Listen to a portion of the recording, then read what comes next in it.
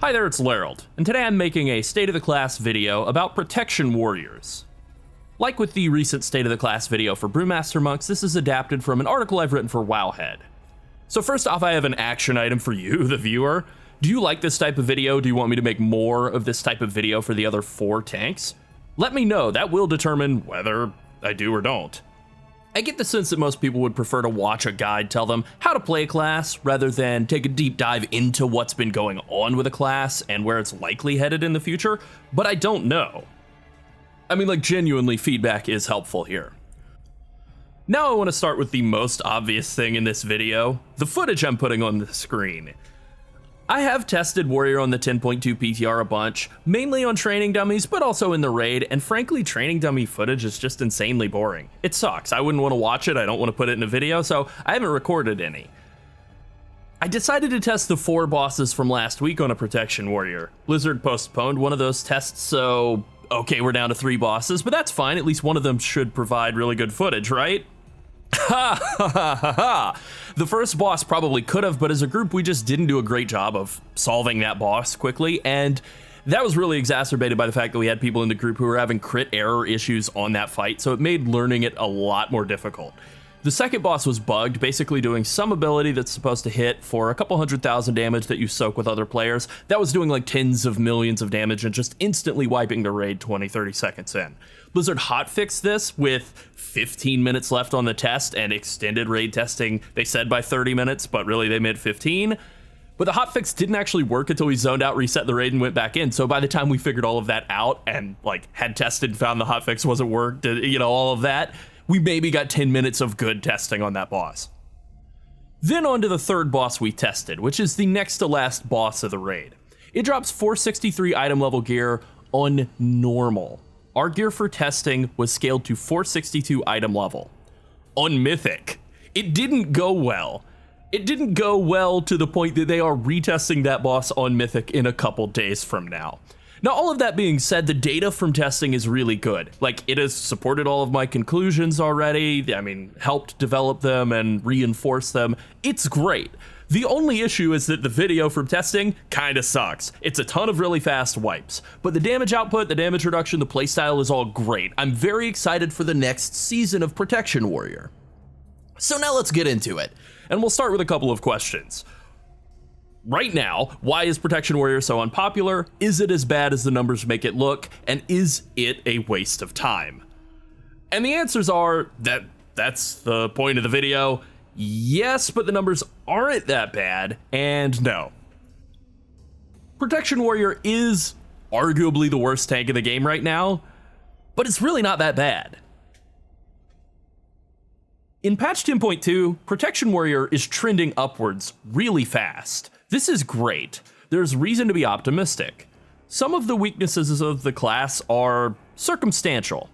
Some are intentional due to a series of nerfs in Season 1, and some of the issues are just a matter of the core class design.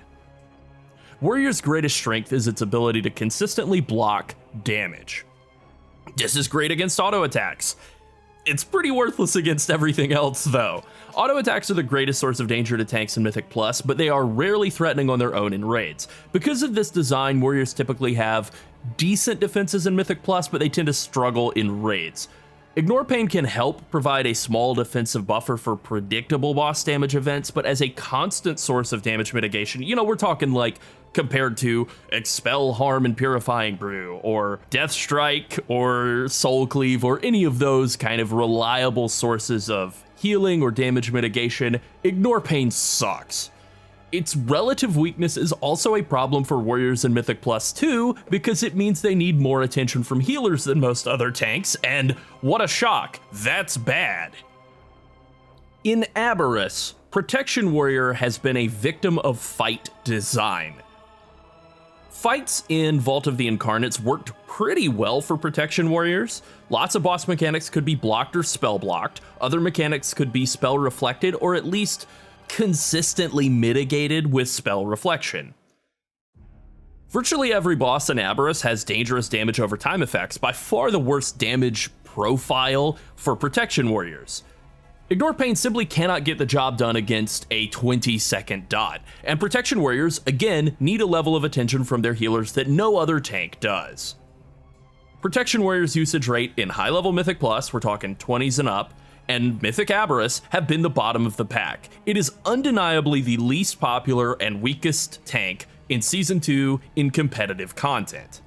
Now, being the worst doesn't automatically mean you're bad, and that's true here. Warrior isn't awful. Their damage output is reasonably competitive in both Mythic Plus and Raids, and their damage mitigation is good. Their cooldowns are strong, but their sustained self-healing is extremely weak. Now, I want to go off script here a little bit to say that Execute is probably the weakest it has ever been, other than the period of time when Prot Warriors didn't have Execute at all. Like, Execute particularly is in a bad state right now, but other than that, their offensive toolkit is fine. They certainly could do more single target damage, but they're not horrendously awful at doing damage in any situation, even though their Execute it's disappointing. Okay, so all of this comes together to make Warrior the weakest choice available. Not horrendous, but the worst. So why choose it? The debuff matrix? Fun? Protection Warrior's weaknesses have been exacerbated by modern WoW's greatest evil, the debuff matrix. Arms and Fury have been pretty good in Season 2, and when they're good, Protection Warrior's main forms of group utility, Rallying Cry and Battle Shout, become redundant. So why would you bring a tank that provides a no group utility that's unique, struggles with the main defensive mechanic of every challenging fight in an entire raid tier, and deals average to below average single target damage? Simple. You don't. Rallying Cry was nerfed recently on the patch 10.2 PTR, and Inspiring Presence, the passive talent that buffs it even further, is being removed completely. These changes cut the value of Rallying Cry by more than 50%. It's going from a 20% added health buff for 13 seconds to a 10% health buff for 10. A lot of Doomsayer's immediate reaction to this nerf was that the relative balance of all warriors would go down, but thanks to Blizzard's evil debuff matrix, someone has to play a warrior in the raid. It's a requirement. If Arms and Fury warriors start heroic leaping to the login screen to play other classes, then Protection Warrior's stock will rise purely out of the necessity of satisfying that Battle Shout requirement. Alright, let's talk a little bit more about Protection Warrior's defensive shortcomings. In a hypothetical, stupid scenario in which all the damage a tank would take is auto attacks, Warriors are arguably the strongest tank in the game. Now, mercifully, this kind of boring encounter design hasn't existed in, like 15 years. Shout out to Burning Crusade. Despite Protection Warrior's reputation as a tank with a powerful cooldown toolkit, that's been their whole thing as long as they've existed, their collection of defensive cooldowns is surprisingly light right now. Shield Wall is available very often. The average cooldown is under 60 seconds. That's definitely a lot shorter than Fortifying Brew at 3 minutes, Icebound Fortitude at 3. All of the comparisons to Shield Wall are much longer cooldowns. But nearly every other tank has better cooldown uptime than Warrior through their other cooldowns in the toolkit. They have more consistent damage mitigation against unblockable damage, and they have stronger self-healing. Prot Warrior obviously doesn't have any of that stuff that it doesn't have, and the other defensive cooldowns it has beyond Shield Wall are situational or kind of longer cooldowns. 45 seconds on Demo Shout is a lot longer than the roughly 30 seconds on Bark Skin or Celestial Brew or, you get my point. Instead, Protection Warrior has a gigantic batch of offensive cooldowns that can make it one of the hardest hitting tanks in the game in short bursts, but in single target the damage tends to fall off very quickly after that opening salvo has been burned.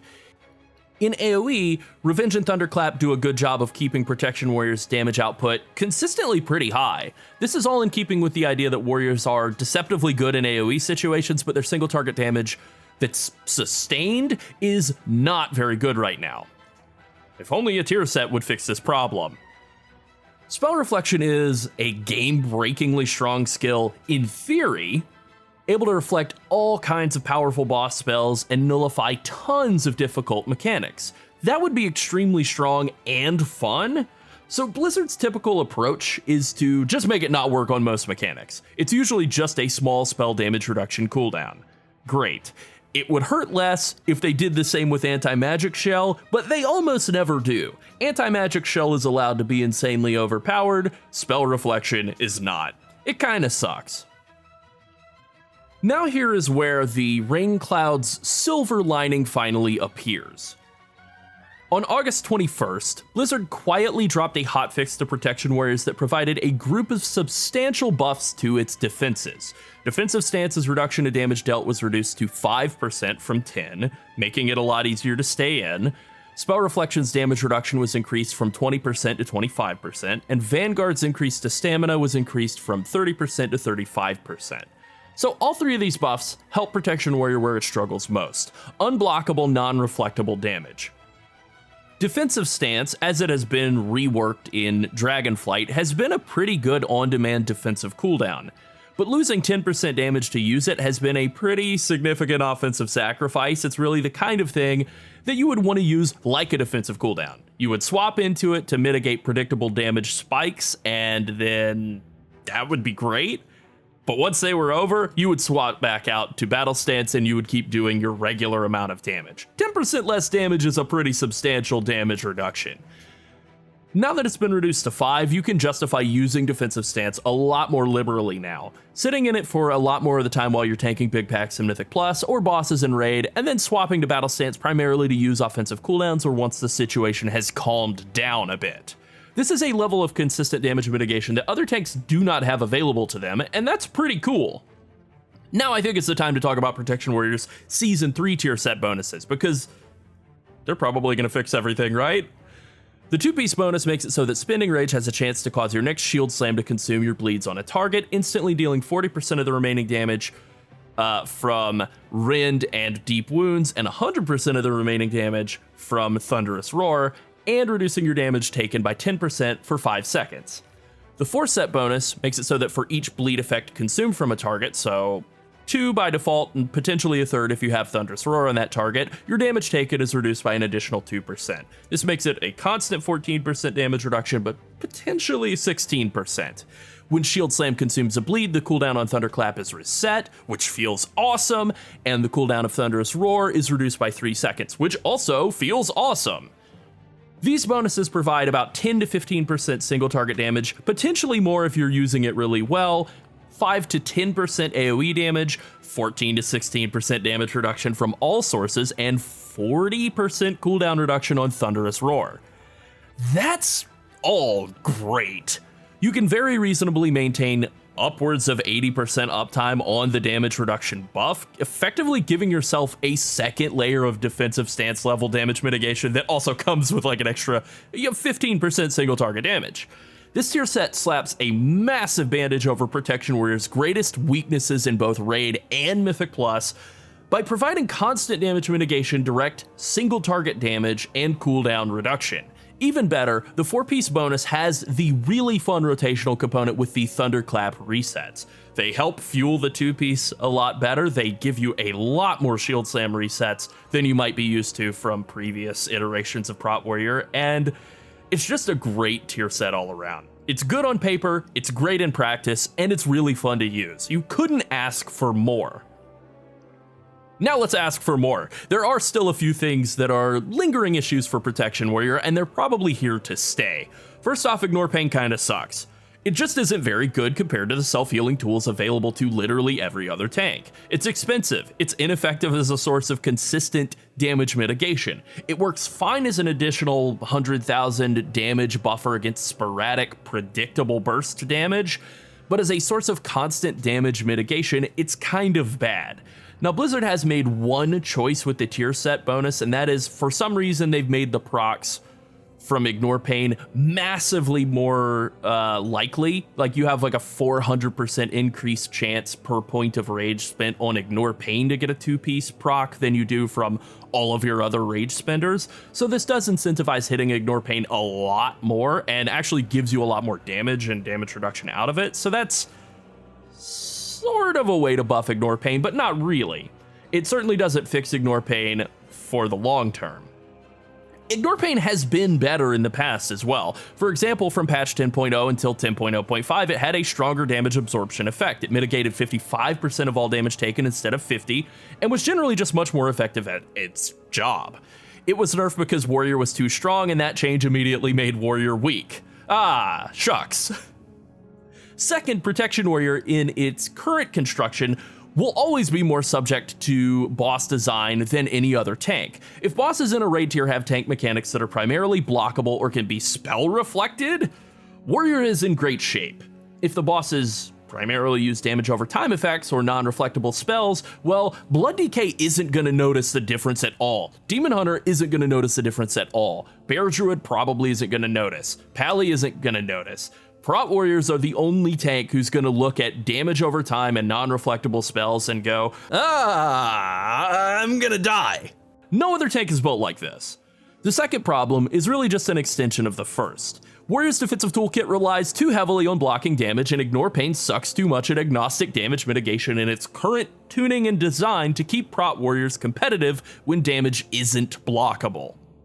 In Mythic Plus, Prot Warrior is still subject to many of the same issues as it is in Raid. Its defensive design is more reliable in Mythic Plus due to so much more of the damage you take coming from auto attacks, but the shortcomings of Ignore Pain are the same. The number of important reflectable spells in a Mythic Plus season's dungeons has a direct impact on Warrior's value in that season, which adds another layer of situational value, and that just really is a nice way of saying inconsistency.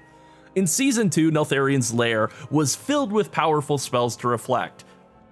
That was great, but opportunities to reflect important spells in other dungeons were a lot less common. Protection Warrior's value in Mythic Plus Season 3 is affected, but not solely but meaningfully, by how many important spells they have available to reflect in the dungeons. Just like in raids, Protection Warrior's defensive value in Mythic Plus, and even worse, its offensive value due to spell reflection, is circumstantial. In the best case scenario, you're fighting Dargrul in Neltharion's Lair, and instead of getting hit for an extra million damage, you spell reflect, and that 1 million damage shows up under your name in everyone's damage meter. That feels amazing. In the worst case scenario, you're dead. Hopefully you can get a res and hit challenging shout before the group wipes. Tuning Ignore Pain is a tightrope walk. I don't envy the developer who's responsible for that particular job. It sounds like it sucks. When Ignore Pain is overtuned, Protection Warrior becomes an unkillable god that dominates all content and annihilates everything in its path, including healers' desire to feel needed. This basically describes the pre-10.0.5 state of Protection Warrior. When Ignore Pain is undertuned, which is usually the case, and is the case right now, Protection Warrior's defenses are too unreliable for it to be a seriously competitive tank in most situations. Protection Warrior looks like it's going to be extremely fun in patch 10.2. It is a tank on the rise. Will it be the consensus #1 meta-defining super tank? I don't think so. Unless Blizzard buffs Ignore Pain or some other passive defensive layer or nerfs a lot of other tanks, I think it's probably going to be more of a middle of the pack, maybe upper middle of the pack option. The changes to the tier set have helped address a lot of Warrior struggles in Mythic Plus. They've given it a much needed single target damage boost, but Ignore Pain is still a glaring weakness for the class that hasn't been acknowledged by Blizzard at all. Maybe they don't think it's a problem. We don't know. Relative tank balance and community perception of it are affected by a ton of factors.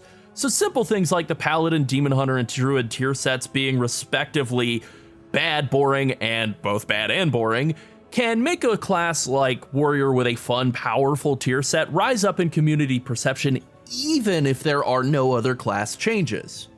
So I would say if you needed it, here is permission to be optimistic about Protection Warriors in patch 10.2. Go nuts. I am. Prot Warrior probably will not be returning to its patch 10.0 state of pure dominance, but it should be a lot stronger in 10.2 than it has been in 10.1, and that is great. The tier set is very strong, it's fun to use, and it fixes a lot of underlying issues with the class. Even if Warrior isn't at the absolute top of the pack again, it will be a very fun tank to play, and it should be really good. Alright, that's it. Thanks for watching. Bye.